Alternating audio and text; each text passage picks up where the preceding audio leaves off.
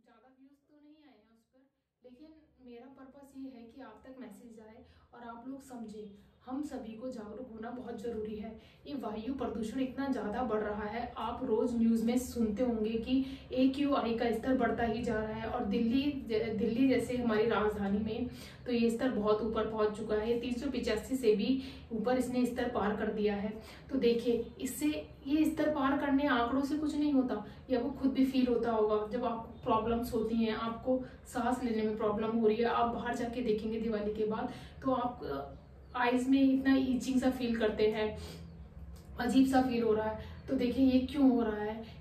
केंद्रीय प्रदूषण नियंत्रण बोर्ड की रिपोर्ट के अनुसार भी ये देखा गया है कि दिवाली से पहले और दिवाली के बाद में जो प्रदूषण का वायु प्रदूषण का स्तर होता है वो काफी ज्यादा उसमें अंतर देखा गया है। मतलब कि वायु प्रदूषण बहुत ज्यादा बढ़ जाता है दिवाली के बाद से। तो दिवाली पर अगर हम पटाखों को ना जलाएं तो हम इस वायु प्रदूषण को कम करने में बहुत ज्यादा सहयोग दे सकते हैं। अब देखिए, वायु प्रदूषण सिर्फ पटाखों से तो नहीं बढ़ता, लेकिन दिवाली के बाद वायु प्रदूषण के स्तर में बहुत ज्यादा अंतर देखा गया है। इसीलिए मैं बार बार इस बात पर जोर दे रही हूँ कि देखिए, ये दिवाली जैसी भी थी, लेकिन अगले दिवाली पर हम सभी बड़े लोग इस चीज के लिए जागरूक हों कि हम इको फ्रेंडली दिवाली मनाएं।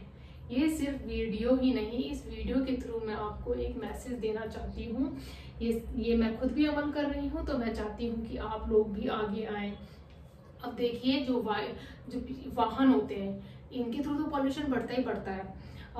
जितने बिजली संयंत्र है इनके थ्रू भी नाइट्रोजन डाइऑक्साइड जो होती है वो हवा में मिलती है, जिससे हमें प्रॉब्लम होती है।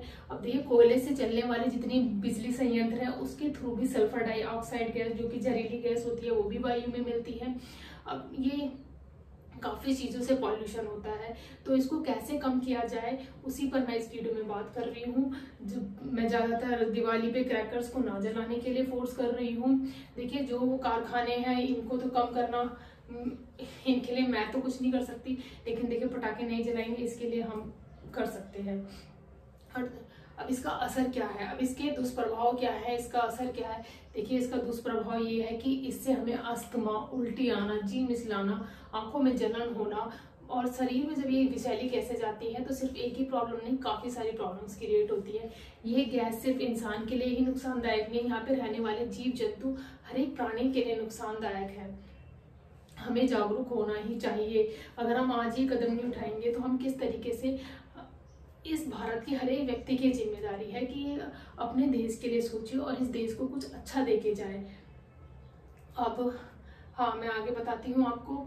इन पटाखों से तो जो धुआं निकलता है वो इतना जहरीला होता है। इसी के साथ हम इनडायरेक्टली वे में अपने एटमॉस्फेयर में जो ये भी बरसात आना, ये आना, इन सब चीजों पर भी इस प्रदूषण का असर पड़ता है। कभी कभी मानसून लेट आता है, इस पर भी हम लोगों का ही कारण है कि हमने अपनी प्रकृति के जो बरसात आने वाली चीजें हैं, ये किस समय पर आया करती थी, उसको भी डिले कर दिया है। वो कैसे, देखिए कि जो पंजाब, हरियाणा, उत्तर प्रदेश जैसे राज्यों में है, पराली, आपने सुना ही होगा, पराली जलाई जाती है। ये पराली जलाने से क्या होता है, एक हैज होता है, हैज जो होता है धुंध और धुआं होता है, इसको हम बोलते हैं हैज।